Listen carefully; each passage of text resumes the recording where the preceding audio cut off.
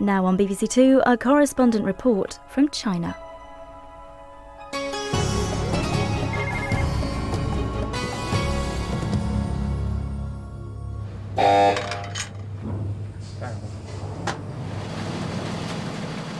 For decades, China's newspaper presses printed little but communist dogma. But now, one Beijing paper is dispatching its reporters to gather real news. What they find isn't always music to the ears of party leaders. China's bright young reporters offer real hope of change. But as they balance the truth against realpolitik, they're walking a dangerous tightrope.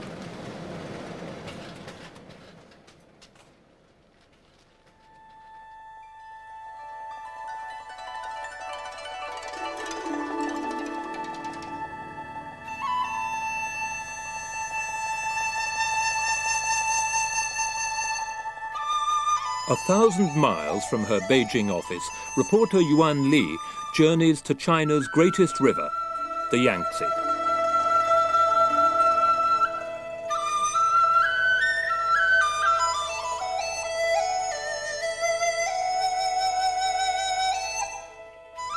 "18 months ago, these people survived a massive flood, which cost many lives. Yuan Li was sent by the Beijing Youth Daily newspaper to cover the story.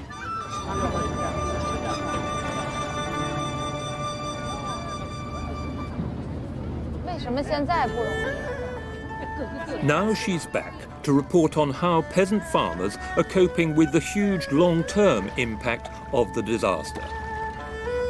Hundreds of communities were devastated, including the villagers of Zhoutou, who live on a large island that was inundated.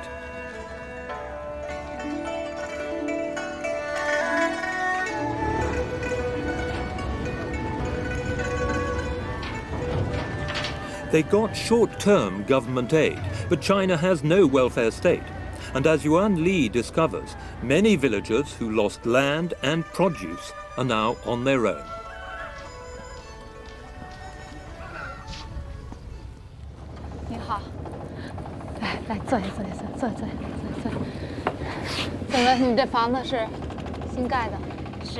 Among makeshift homes erected for flood victims, Yuan Li meets one of Zhoutou's typical vegetable farmers.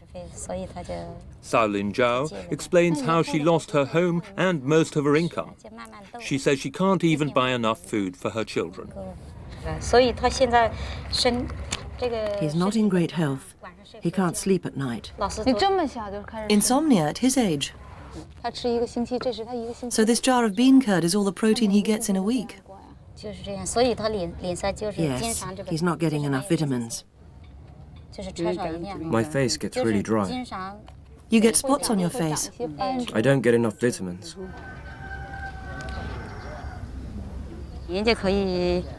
It's going to take at least 5 years to get out of this poverty. 5 years? And this is the most important time for your son. It wasn't like this before. It was easy to make money before the dike collapsed. Now it's really hard.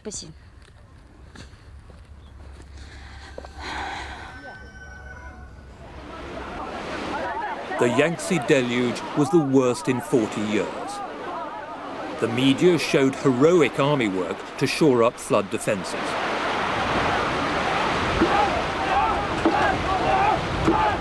In the past, such images were pure propaganda, with huge death tolls suppressed.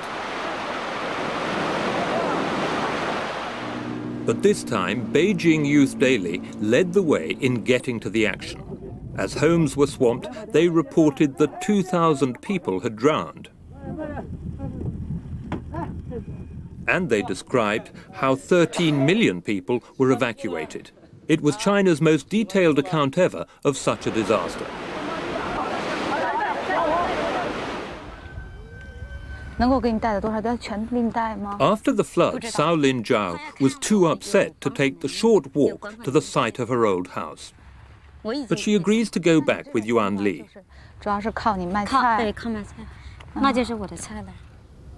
All that remains is wreckage. They still owe $5,000 they borrowed to build the house, and they lost everything inside. Was it all washed away? Yes, it's all gone. Look, the washing machine was there. The washing machine.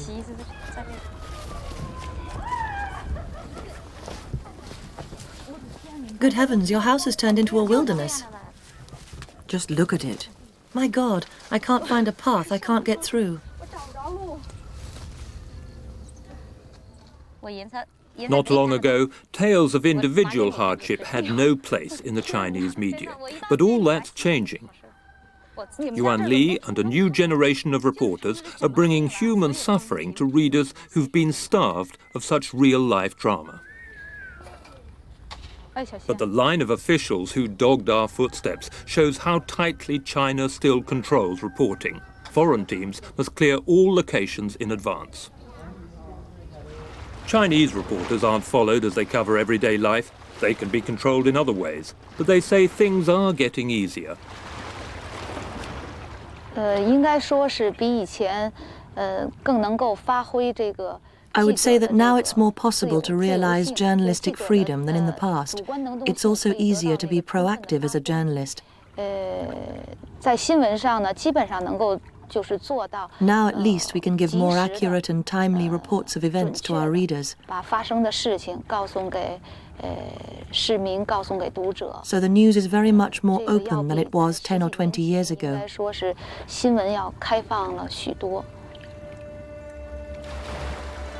In those days, the collective mentality dominated everything.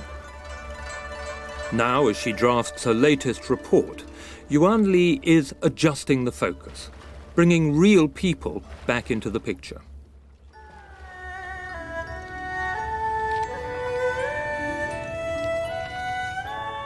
Zhao Linjiao, who lost everything in the floods, must live frugally to support the education of her talented son.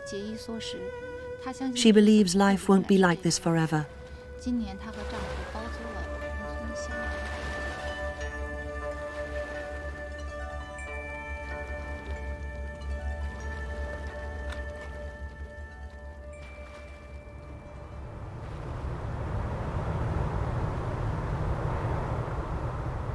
The big cities offered the only chance for many of those whose jobs were destroyed by the floods.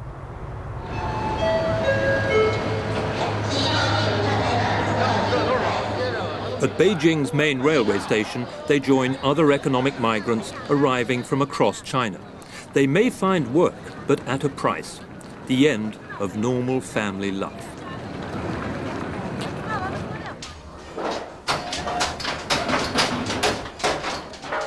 At a building site on the edge of the capital, another Beijing Youth Daily reporter is looking into the migrants' working conditions.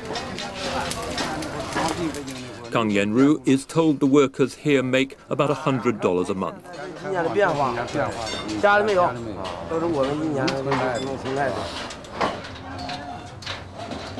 They live on site and have had to leave their families behind. They get to go home maybe twice a year. Do women ever come with you to work in Beijing? Not in my family. They're all men? All men. No construction workers can bring their wives with them. It'd be too much trouble. We applied to go with Kang to a migrant village which has sprung up in Beijing, but our request was refused. It's so rough and unstable that its very existence is denied. But on this site, run with almost military discipline, we were allowed to go with Kang to see the men's living area.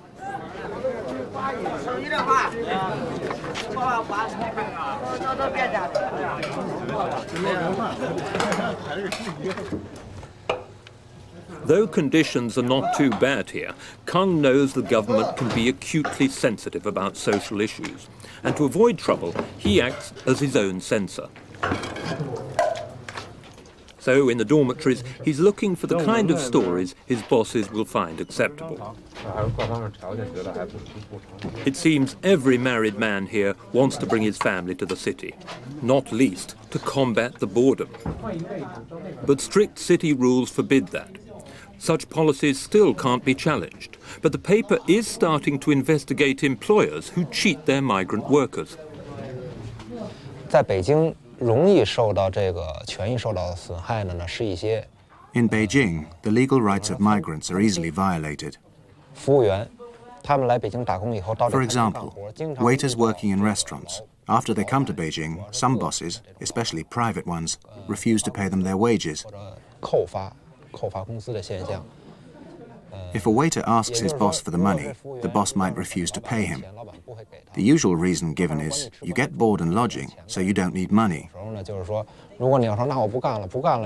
Cases like this have happened a lot, and we've been reporting them.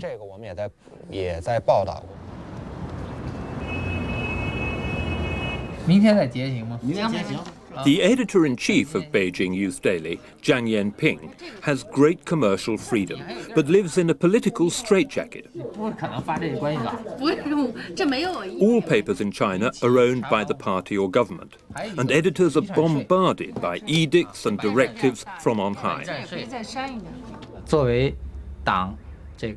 We're a paper set up by the party and the government, so we must firstly be responsible to them, our investors. We don't deny that we're a paper of the Communist Youth League, or for that matter, a party paper. In what shape do those government and party directives come to you?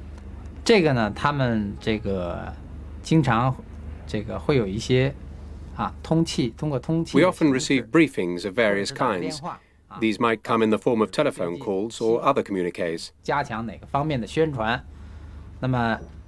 They tell us what things should be given more publicity or what things should be toned down in the interests of the state.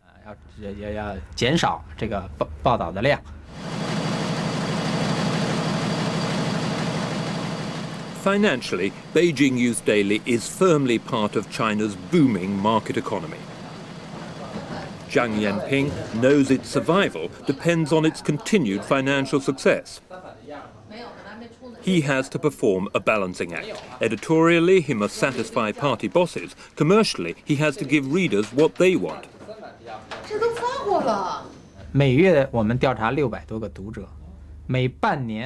Every month we conduct a survey of 600 of our readers. Then every 6 months we randomly poll a sample of 2,000 Beijing residents. The results of these polls directly affect the contents of the paper. They also determine the pay of managers and their promotion or demotion. This is a fixed rule.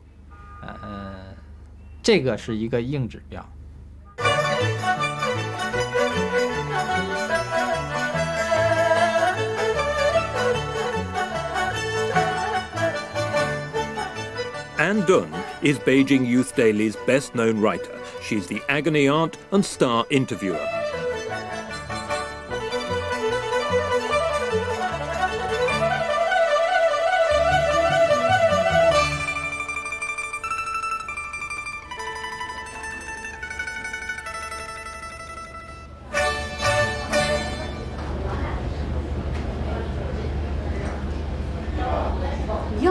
It's packed up again.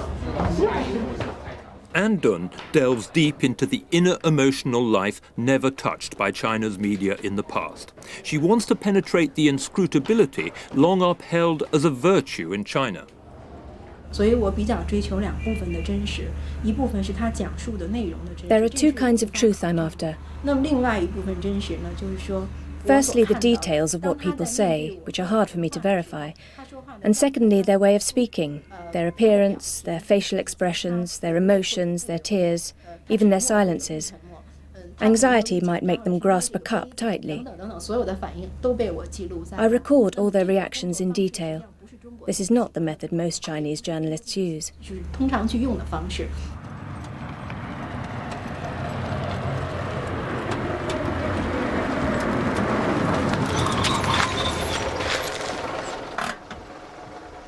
Today, Anne Dunn's visiting an artist's colony in the countryside near Beijing. She's come to meet a sculptor and painter who definitely doesn't bask in the glow of official approval.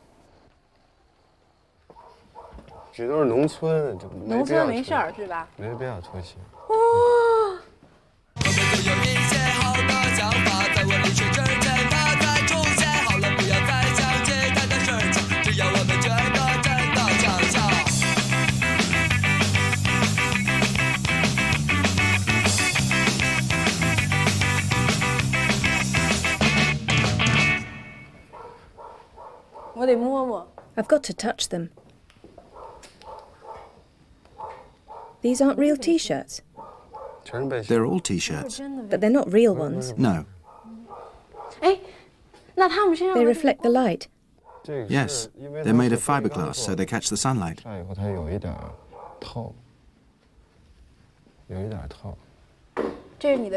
Is this your normal expression? What do you mean? The smile. It must be. But I'm not always like that. Behind the apparent flippancy, Yue Mingjun has a serious message, though at first Andun is just gobsmacked. I still can't think clearly. But if I were you walking among these figures, I'd feel scared.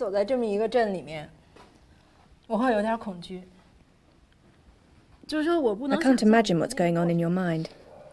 Doesn't it give you the feeling of making clones? It doesn't bother me.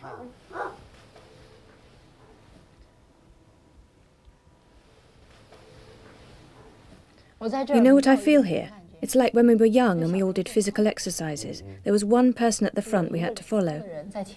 Now you find that you are that person and you are leading yourself in doing exercises. It's a kind of mind control. Oh, I see. You mean collective thought? That's the nicer way of putting it. And what's the less nice way of putting it?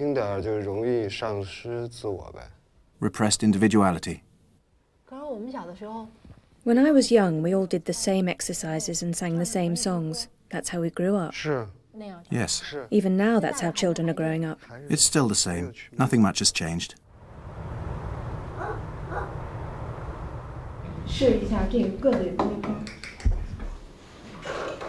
And Dun, what do you think of this art?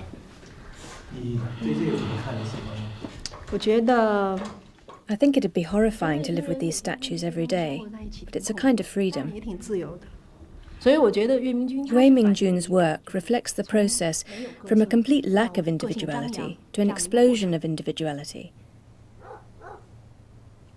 And Dun faces a dilemma. Art has plunged her right into politics.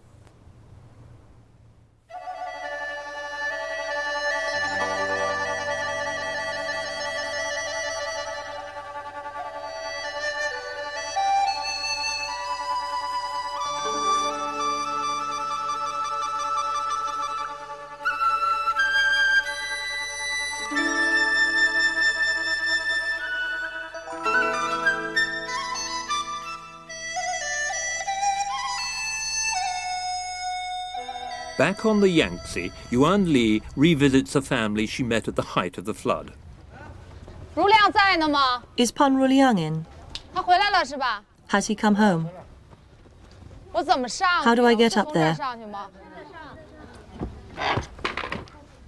A report she wrote then made a national impact. At that time, the parents and their 2 children were in despair.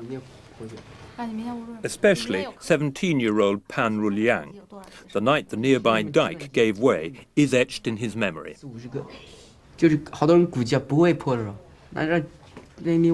Few people had predicted the dike would burst, but it did that night.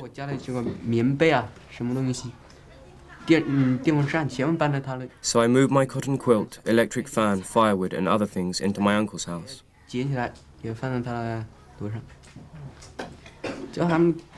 Several hours later, by about 1 o'clock at night, the floodwater had risen really high.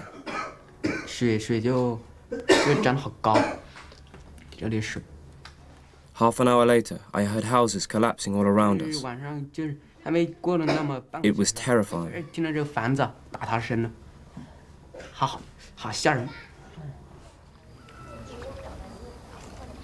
The flood destroyed part of the family's home, as well as their farming income. That meant there was no money for Pan Ruliang's next stage of schooling. His education, like the house, was in ruins. But a family friend, Pan Ruliang's teacher, recalls how the paper made a dramatic appeal for funds from readers, stepping in where the state left off. I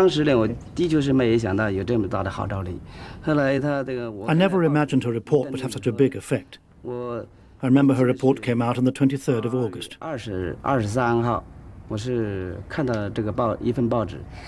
That very day, 2 of the boats manned by the army unit, which had been sent to Zhejiang, were sent to us with about $400. This was for Pan Ruliang.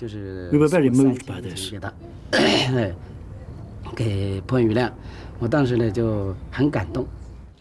The newspaper campaign enabled Pan Ruliang to set off for sixth form college 70 miles away, with part of the cash paying his boarding fees.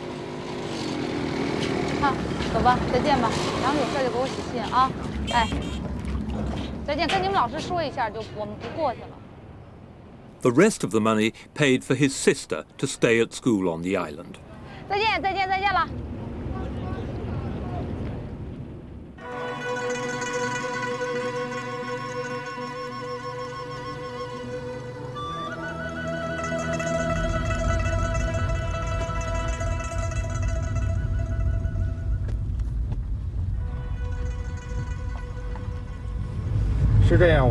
Today I'm going to visit a school especially set up for the children of migrants.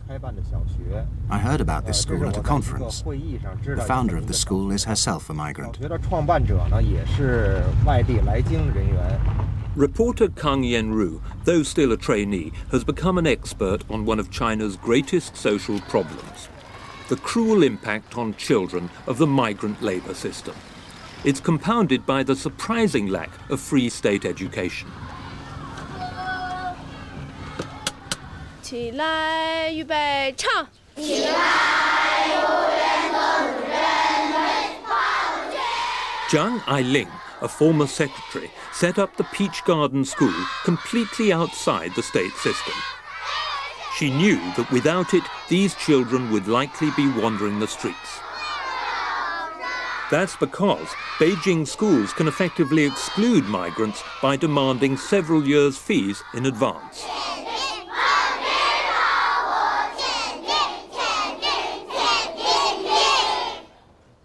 What problems do children from outside Beijing face getting into Beijing schools?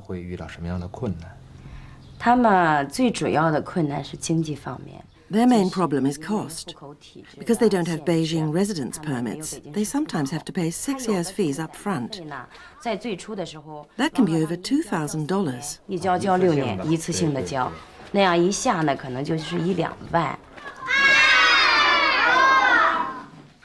But getting a place here isn't the end of the story.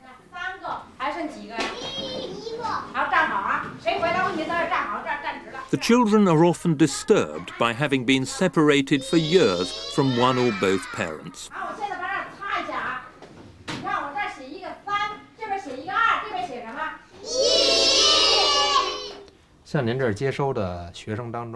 Have you come across many children here whose schoolwork has suffered because they've been separated from their parents?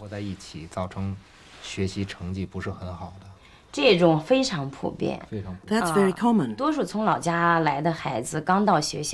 Most children who come here from the countryside do badly at school. They're not well behaved.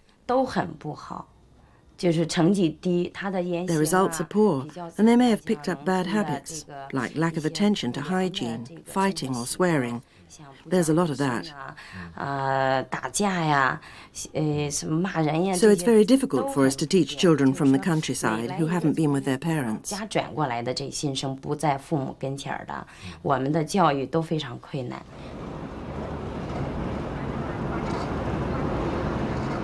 But in Beijing, there's a more disturbing story about migrants that Kang wants to write about.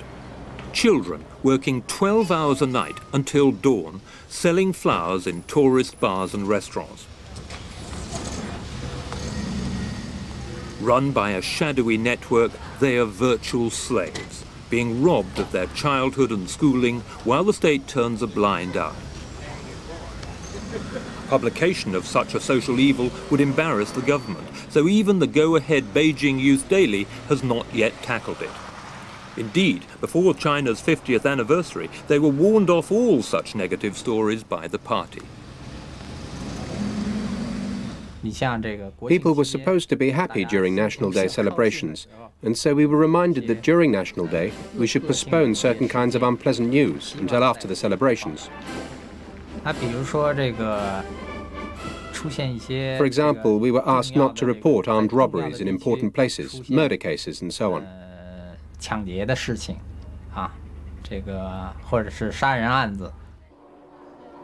The fate of the Falun Gong spiritual movement, which claims many millions of members, is another case where the paper has had to strictly obey the party line. Last year, outside the leader's compound in Beijing, police were caught unawares when 10,000 Falun Gong members appeared as out of thin air to demand freedom to practice their ideas. They got the exact opposite. Reams of Falun Gong literature were trashed in a massive effort to crush the cult. Thousands of its followers were jailed without trial. It was a huge story right on Beijing Youth Daily's patch, but objective reporting was never an option. The paper was ordered to brand Falun Gong an evil religion and duly complied, and it'd be the same story with any major protest. If a major human rights or pro-democracy demonstration took place in Tiananmen Square at this very moment, would you be able to put it in tonight's newspaper? We could go and conduct interviews, but whether or not we report the event is my decision. In some cases, it would be hard to make that decision, so I'd have to refer the matter to my superiors. What would be the dangers in your mind of reporting such an incident? This relates to the nature of our paper. Our boss is the government and the party. We have to behave ourselves. If they tell us not to report something and we insist on ignoring their advice, this means we don't want to carry on in our present jobs. An Dun has flown to Xi'an on a story far removed from political protest. Auntie, where's the number 6 state textile factory? Straight on. Thank you. For Shui Furung and her 12-year-old twins, life is a daily battle. The boys were struck down with muscular dystrophy 3 years ago. For their mother, even a short walk with them is back-breaking work.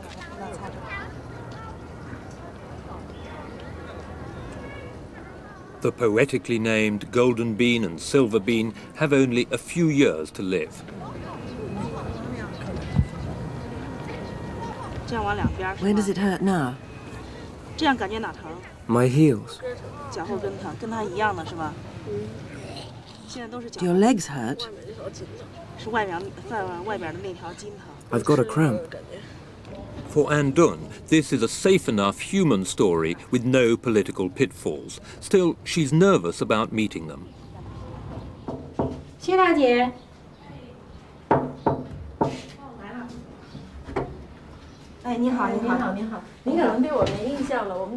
An Dun wonders how they'll cope with her searching questions and how she'll feel about their plight. They've no regular income. They depend on charity. The computer was given by a well-wisher. The mother has no job. The boy's father left when they were 7. How old were you when you first knew that you were ill?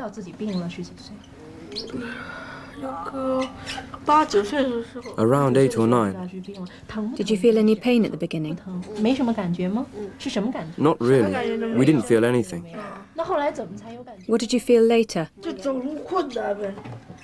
It became difficult to walk, really tiring. So you couldn't play with other children? No. Later, when you fully understood the illness, did you feel scared? No. Are you aware of the outcome of the illness? Yes. Tell me. We'll shake hands with God. How? Just like this. Here I am, dear God. When will that happen? When we're 18. Are you sure about that? Yes, it's certain.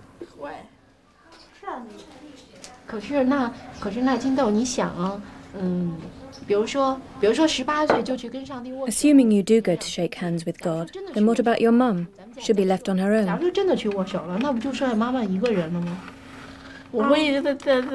We'll often pray for Mummy from heaven. But your mummy will miss you. We'll miss Mummy. Will mummy know that you miss her? Yes, she will. How will she know?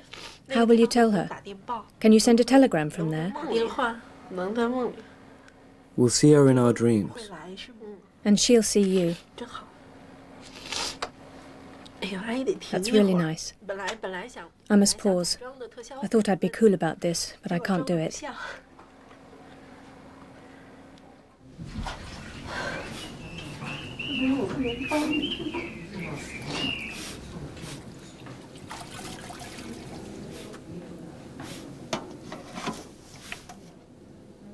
If the worst comes to the worst and the twins go before you, what will you do?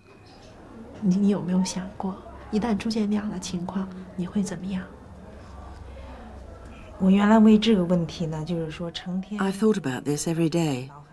Sometimes wake up in the middle of the night.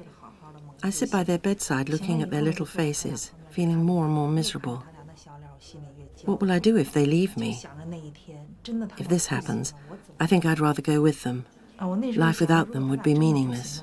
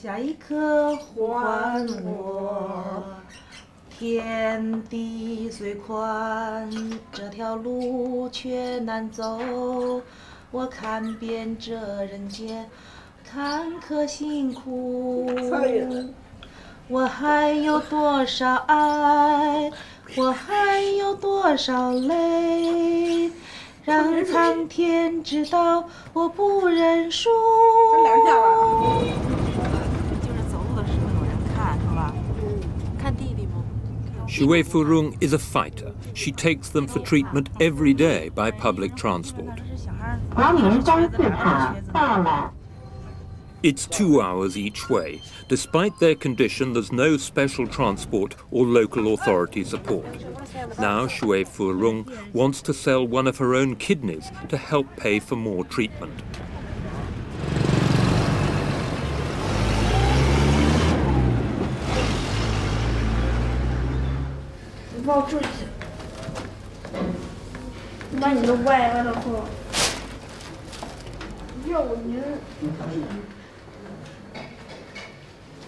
The doctor administers a blend of Chinese medicine and physiotherapy. They know there's no miracle cure, but the boys couldn't walk at all before they started these painful sessions last year.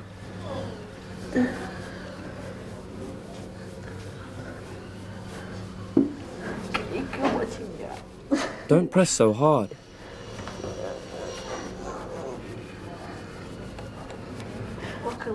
I think I'm braver than you. You cried out. But you cried out too.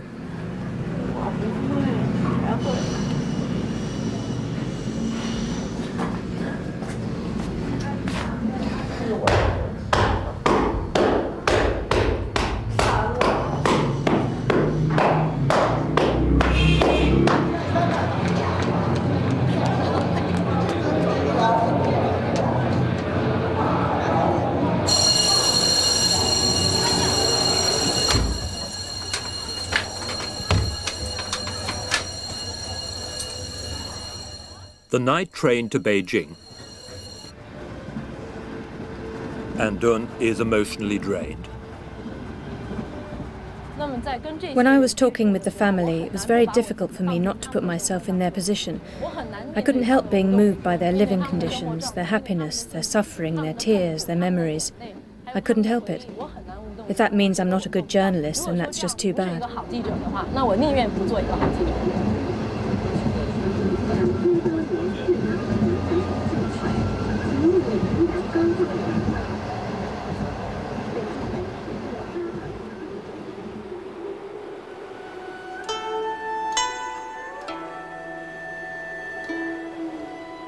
Fellow reporter Yuan Li is in a desert.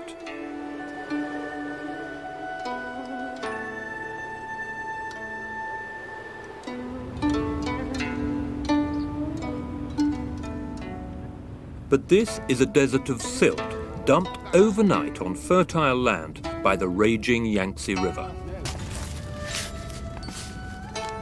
Scores of vegetable plots were buried, and the peasants are still struggling to reclaim them. By the river, construction gangs work non-stop to rebuild and raise the dike which collapsed.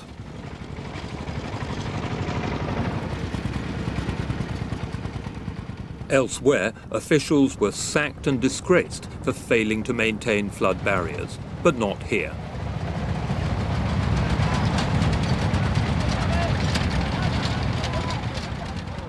Yuan Li finds the local flood defense chief still in his job and determined not to take the blame.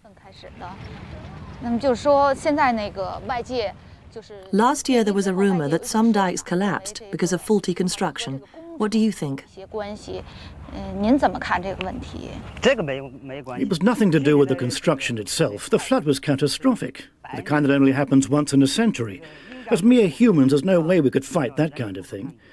The dike could cope with water levels of 22 metres. The level reached 23 metres, so it was nothing to do with bad construction. Officials in China aren't yet ready for the media to sling mud at them or call them to account. But some journalists believe that time's coming, and they're keen both to reflect public opinion and have an impact on government. This is something which Beijing Youth really wants to do. We want to be taken more seriously by the government, and we hope that through our reports we can help the government to make improvements in certain policies. But we're still just trying to do this. So far there haven't been any obvious results.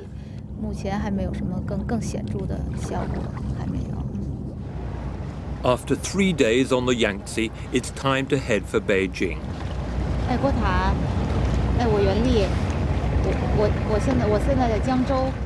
Yuan Li phones the news desk to fill them in on what she's got.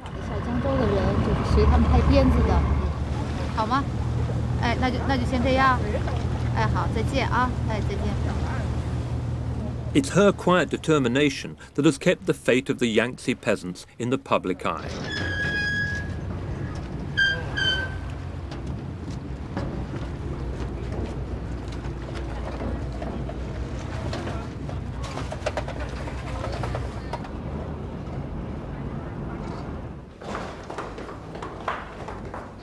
Andun's story on the sculptor has been spiked because it's too hot to handle. She's also struggling on the twins, focusing on the absentee father rather than the lack of state help for them. Time to consult her section editor.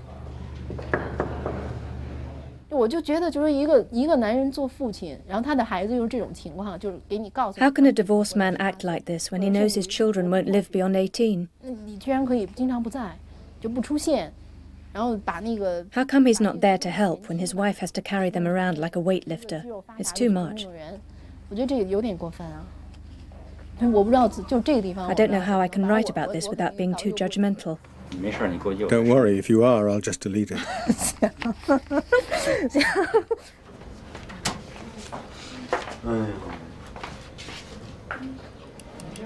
Down the corridor, Yuan Li is getting equally short shrift from her editor. He's not impressed with her first draft. To be honest, this article isn't very vivid. There's no real detail. You only portray one character properly. The rest is just vague narrative. You're not going to move anyone like that.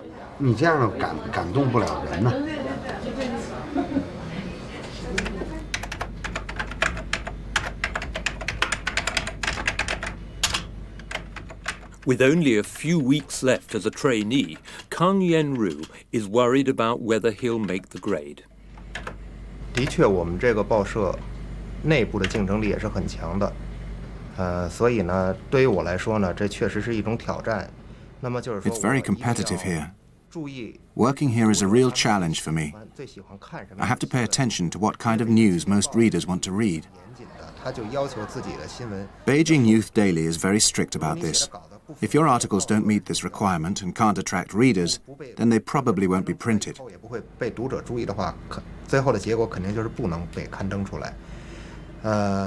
If this happens too often, then you'll probably lose your job.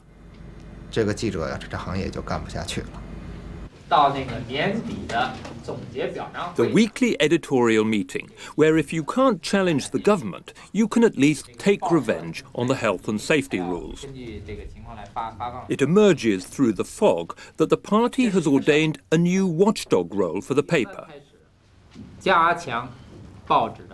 From this Wednesday, we've been asked to step up the monitoring role of the paper. The new edict could be important. It gives the paper more scope to probe issues of public concern and investigate abuses by lower-level officials. We're still at an experimental stage. There are difficulties involved in developing a monitoring role for the paper. But without monitoring by the press, we cannot fully ensure social stability. Yuan Li has been summoned to see the editor. Given the pressure on reporters to turn in scintillating copy, she's anxious.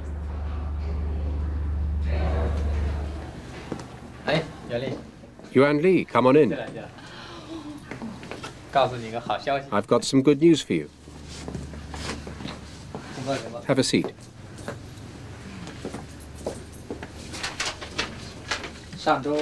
Last week, at a meeting of 100 Chinese youth newspapers, your piece won this award. I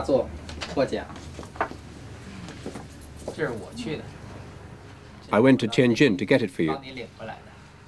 The prize is for a piece she filed during the Yangtze floods.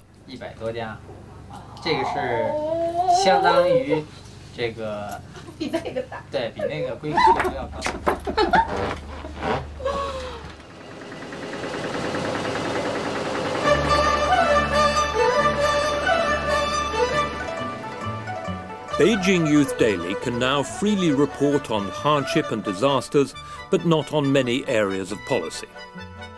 The party chiefs, pulling the strings, fear if they let go, the one-party state could unravel. The China Tightrope is under mounting tension from party dogma on one side and market forces on the other. Something has to give.